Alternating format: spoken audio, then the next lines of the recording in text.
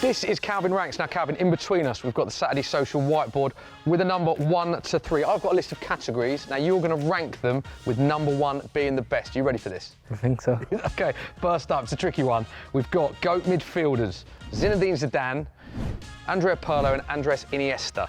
For me, Zidane, Pirlo, and then third, Iniesta. It's a tough category to start with. Yeah. Why Zidane for you as number 1? I think just growing up and watching a lot of Zidane's clips on YouTube and stuff, he's always been a midfielder that I've admired the most. I think for me, he just sticks out as the goat out of them three. And the Yorkshire Pirlo, do you feel like you have to put him high up because of your nickname? Nah, I think Pirlo he was an unbelievable player, wasn't he? And yeah. But above Iniesta, I was surprised with. I know. You know what it is? It's just because the Yorkshire Pirlo thing played a little bit. Yeah. But I think he's just my type of player. Like he played in my position. He was a lot. Not similar to me, but like loved getting on the ball and spraying passes about and stuff. So next one we go a bit rogue with. Obviously you're from Yorkshire, so we've got 3 famous things from Yorkshire: Yorkshire tea, Yorkshire pudding, and a Yorkshire Terrier. Yorkshire tea is number 1. You love Yorkshire tea, didn't you? You want to know why? Go on. If I went anywhere in the world, if they didn't have a Yorkshire tea, I wouldn't drink tea. Really? So you wouldn't have another brand of tea? It has to be Yorkshire tea? If I was going all day, if they didn't have Yorkshire tea, I just wouldn't drink it. OK, fair enough. I was thinking, if I went anywhere in the world and there was a Yorkshire pudding, I'd be able to eat it because it's Yorkshire pudding, isn't it? OK. So Yorkshire pudding's going down there. Yorkshire pudding, I love the reasoning for this, by the way. And I love dogs, so... You do? Yeah. The disrespect to Yorkshire puddings, by the way. You know what I mean Yorkshire pudding. I'm just not allowed to eat that much of them. Right, next up, we go to Premier League midfielders, Rice, Rodri and Caicedo. I think that speaks for itself. Yeah. Should he win the Ballon d'Or for you?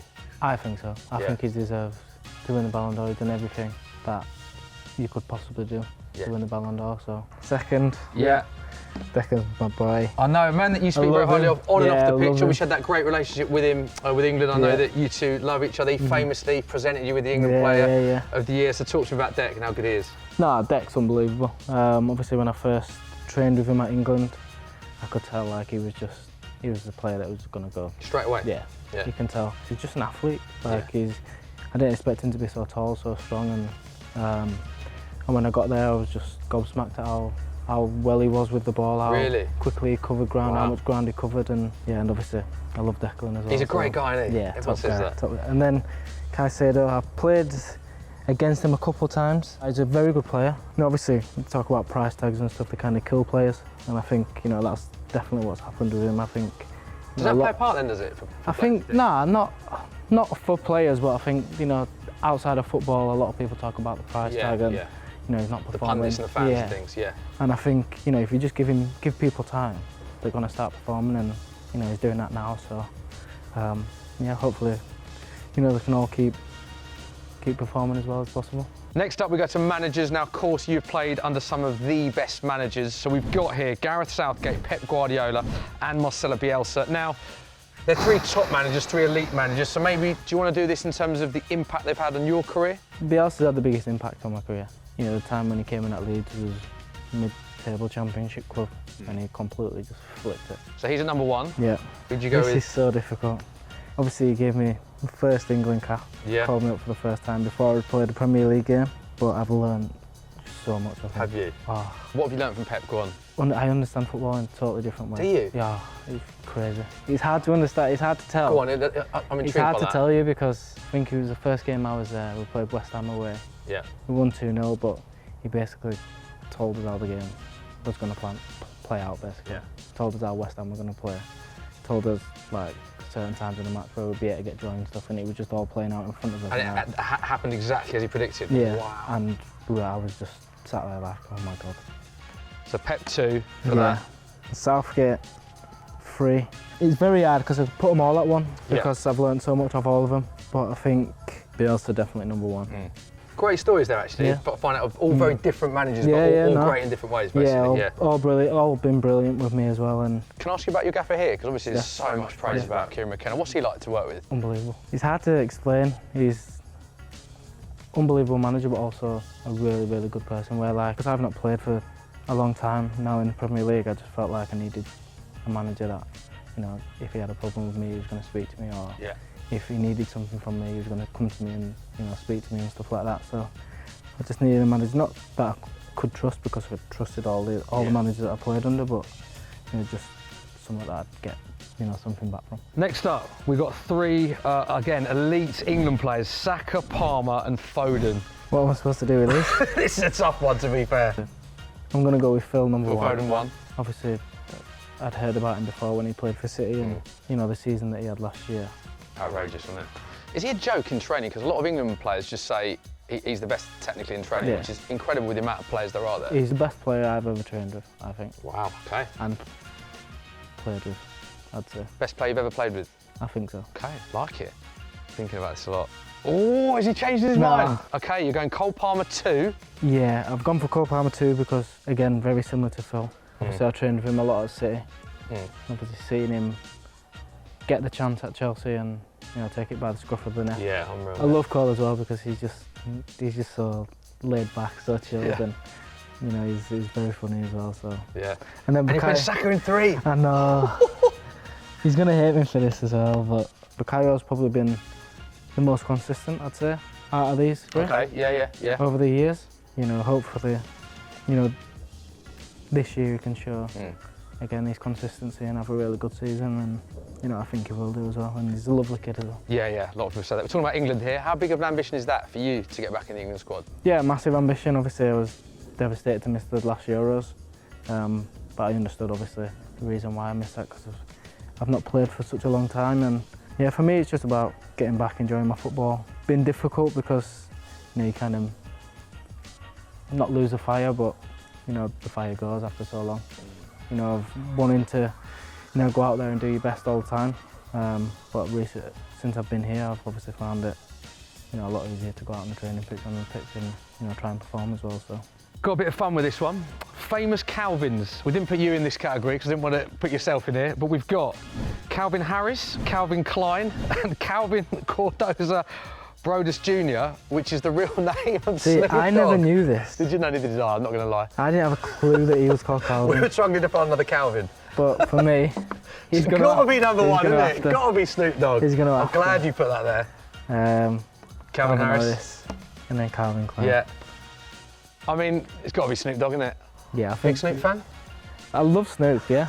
I love him. I love his videos as well, his recent videos. I think he's really funny. So, but yeah, I never knew he was called Calvin. Oh, Jesus Christ. I've just seen... You just see the category? No, I've just seen the picture, the second I know picture. which one you want. Calvin Phillips' trims.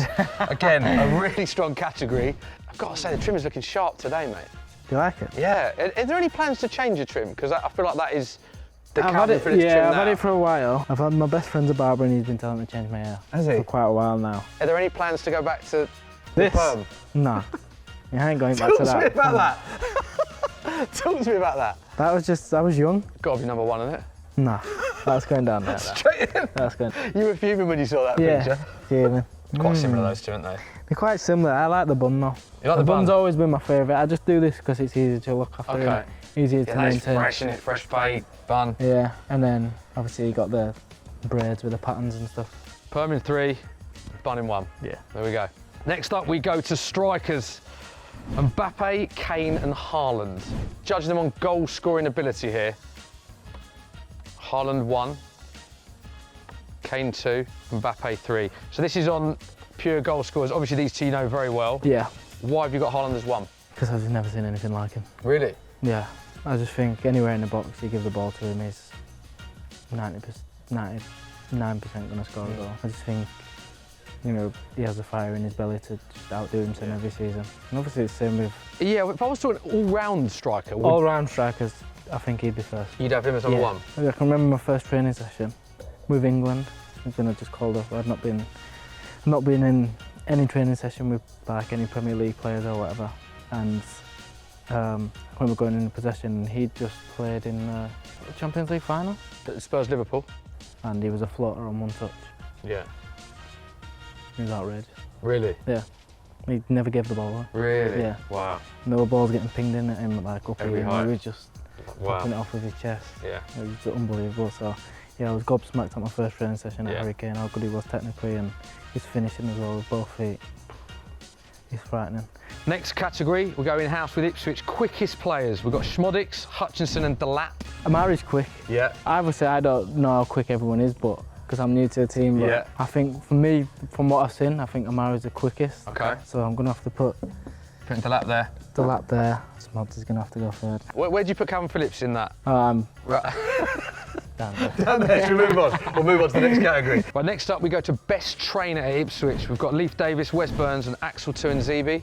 Leif Davis, number 1. Okay. Known Leif for a long time now.